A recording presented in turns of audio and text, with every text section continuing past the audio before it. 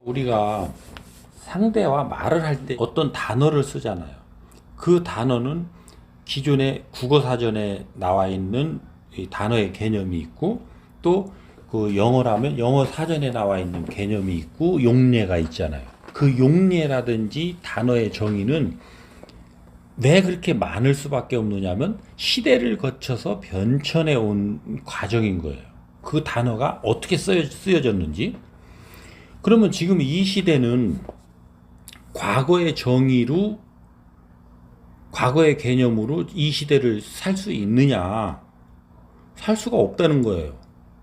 왜 그러냐면 그걸로 살 수 있다면 그 단어를 배운 우리들은, 그 사전을 통해서 배운 우리들은 사전적 의미가 다 같아야 되거든요. 그러면 사전적 의미에 우리가 다 같은 의미로 쓰고 있다면 통일이 돼야 되거든요. 근데 왜 같은 단어를 가지고도 통일이 안 되냐는 거예요. 사랑이라는 단어를 놓고도 왜 통일이 안 되고 행동에서는 달라지고 있고, 평화라고 하는 단어에 있어서도 통일이 안 되고 달라지고 있느냐라는 거예요. 이거는 지금 평화라고 하는 단어도 A라고 하는 사람이 자기가 스스로 생각하는 개념이 있고, B라고 하는 사람은 그 생각하는 개념이 있고 다르다는 거예요. 내가 이 사례로 그때도 한번 얘기를 해줬죠. 연기소에서 청렴에 대해서 당신은 어떤 것이 이 청렴하지 않은 것인지 뭐 10개씩 그 기술하시오, 이렇게 내가 해서 받았던 적이 있다고 그랬잖아요. 그때 점심시간에 사무실 불을 끄고 하지 않는 것도 청렴하지 않은 행위다, 이런 사람이 있어요. 그 당시에 그것을 내가 얘기하니까 다들 미쳤다고 그랬어요. 근데 그게 미친 거냐? 아니라니까요. 그 사람을 미쳤다라고 하는 순간 그 사람하고는 청렴의 대화가 나하고는 안 되는 거예요. 그 사람은 그 정도까지도 청렴하지 않은 행위라고 생각하고 있는데, 나는 사무실에 있는 A4 종이 한 단을 가져갔어요.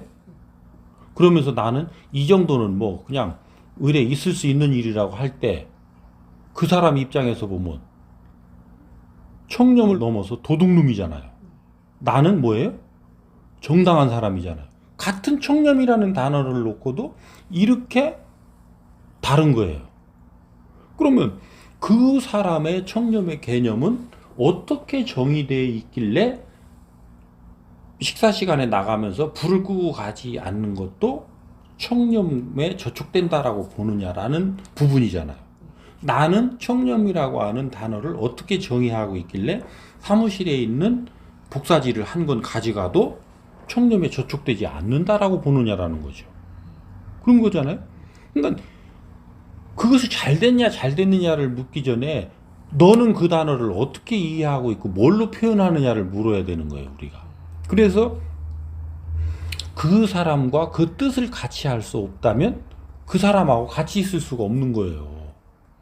나는 계속 A4 용지를 가져가고 싶으면 그 사람 곁을 떠나야 돼요.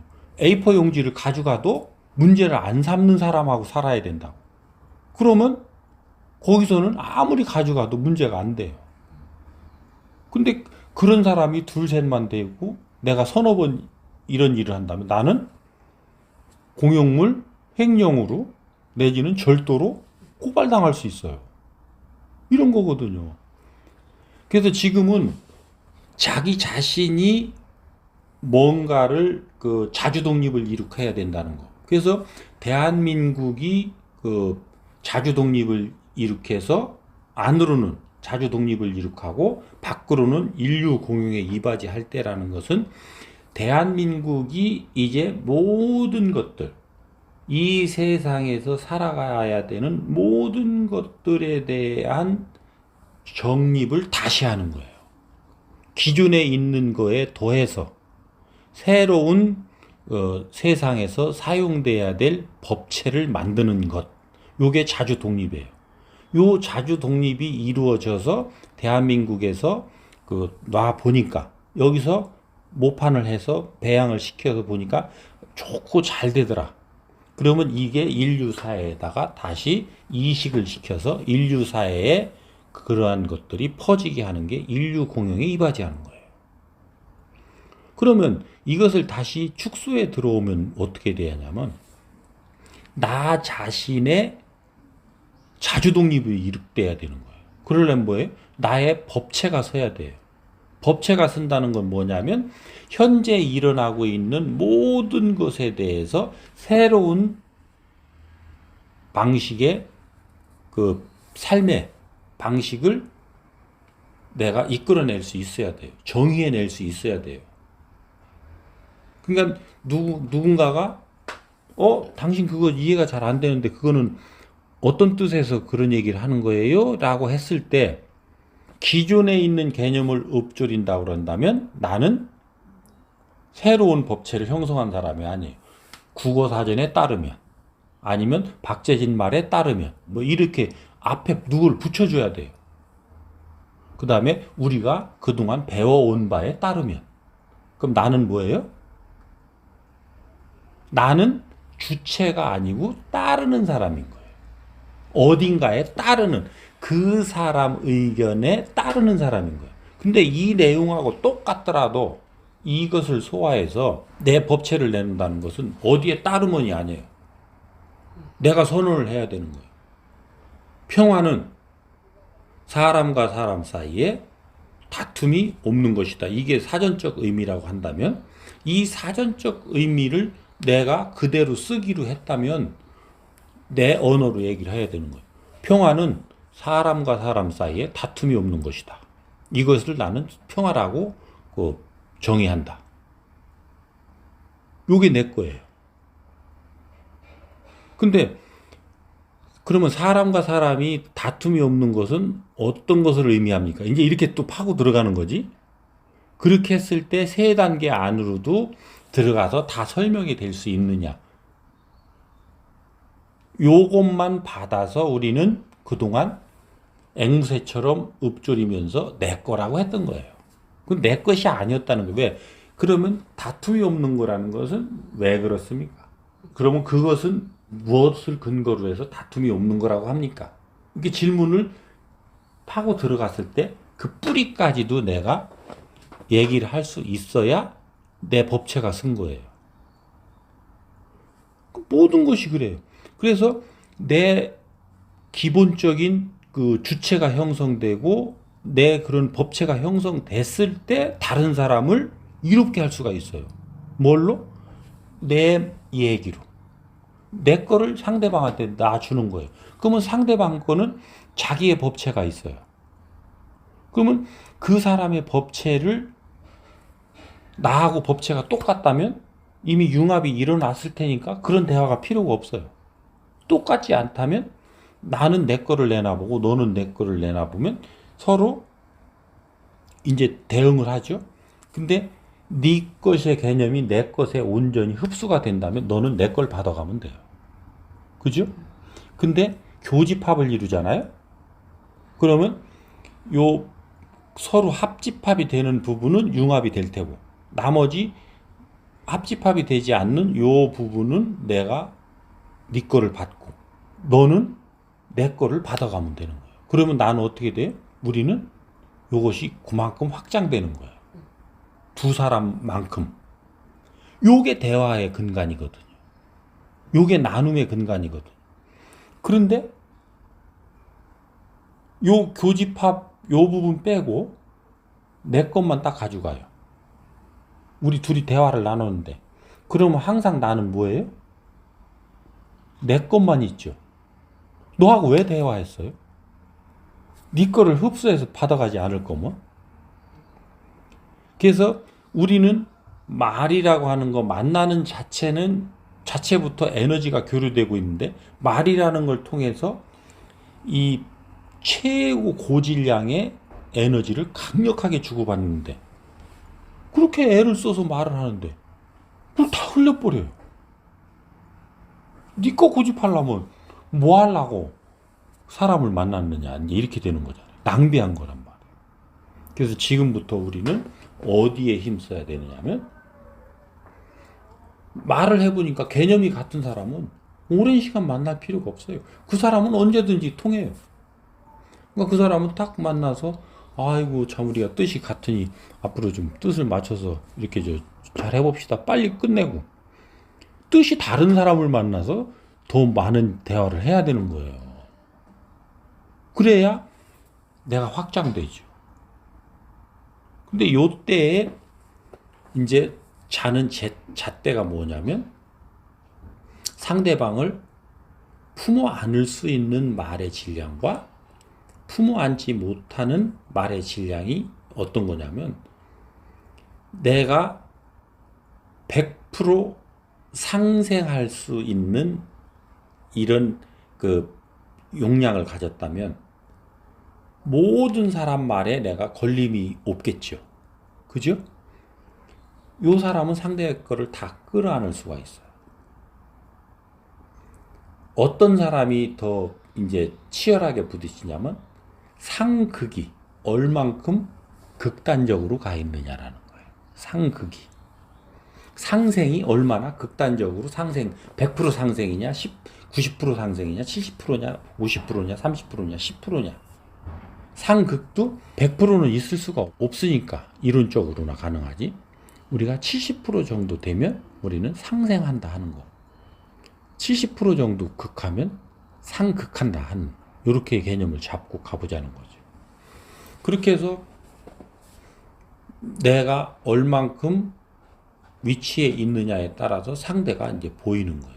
아, 저 사람은 지금 상극점으로 몇 점 정도가 있구나. 저 사람은 지금 상생을 쓰는데 내 밑에 건 보여요. 내가 상생점에 50점대에 가 있다면 50점 밑에 건 다 보여요. 응? 다 내가 인지할 수가 있어요. 그러니까 아, 저 사람은 30점대에 상생점으로 와 있긴 해도 30점대에 와 있구나. 이렇게. 그럼 어떻게 돼요? 그 사람이 33점, 35점 이렇게 갈 수 있게끔 내가 그 사람을 이끌어야 되는 거예요. 그런 말을 해줘야 되는 거예요. 그 사람을 50점으로 끌고 올라는 게 아니고 나는 스승님 법문을 그렇게 해석을 해요. 그러니까 스승님께서 답이라고 해서 내놓고 계신 부분이 있지만 요거는 원점이에요. 원점.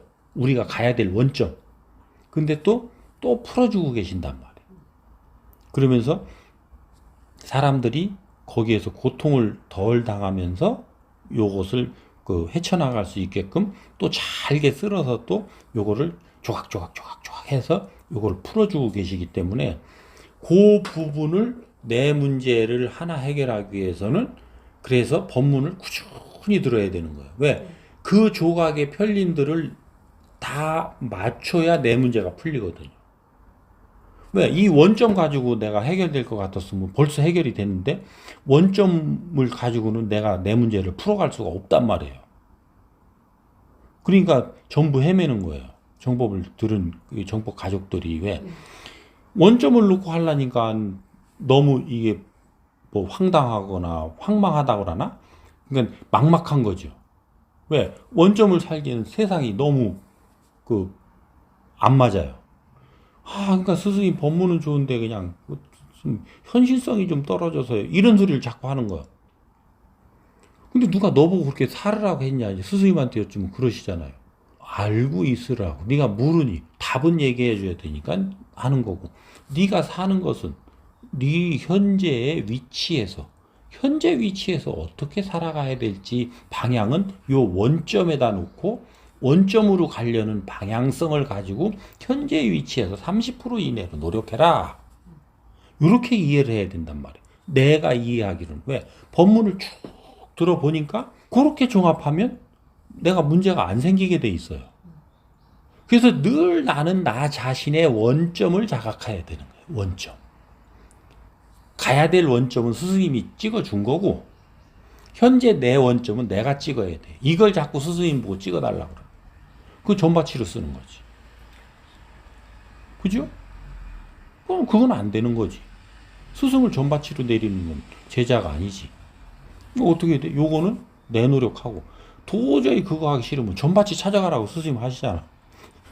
네 사주 그거 다 읽어줄 테니까 그놈한테 찾아가서 한번 물어봐라. 그럼 그 사주를 바탕으로 네가 현재 살고 있는 꼬라지를 놓고 몇 가지 대략해서 주변에 아는 사람들 몇 사람한테 또 질문하고 그러면 내 현 위치가 딱 떨어져요. 거기서부터 30% 이내로 욕심을 내도 이내로 욕심을 내라는 거죠. 거기서부터 30% 이내로 확장성을 가진 어떤 목표를 세우라는 거지. 그러니까 30% 이상은 안 되니까. 그래서 한 땀 한 땀, 한 땀 한 땀, 그 말씀이 나는 그런 걸로 이해가 된단 말이에요. 그렇게 해서 원점 우리는 여기 서울에서 부산을 가겠다라고 한다면 부산을 가야 된다라고 스승님이 부산을 딱 찍어줬어요. 그러면 우리 갈 방향이 정해진 거예요. 근데 내가 지금 현재를 찍어 보니까 여기서 직선으로 가면 뭐 서울, 대전, 대구, 부산 이렇게 간다 그러면 대전으로 가야 되는데 청주로 가버렸어요. 찍어 보니까 그러면 여기서 다시 청주로 가서 대구로 가려면 어디를 거쳐 가야 되냐면 이제 김천을 가야 된다. 그러면 이제 김천을 찍고 가는 거예요. 그걸 다시 대전으로 와서 이렇게 가는 방법도 있겠지만 거기서 또 김천을 찍고 가는 거예요. 김천에서는 또 어디 뭐 삼양진을 찍는다든지 뭐 이거 찍고 가는 거예요. 그렇게 해서 이렇게 거기에서 또 지름길을 찾아서 거기서 찍고 이렇게 쭉 가면 된단 말이죠. 우리 인생은 그래서 늘 살아 움직이는 생물이란 말이에요. 그때에 딱 환경에 맞게끔 그때에 그거에 맞춰서 내가 변화해야 되고 거기서부터 진일보해야 되는.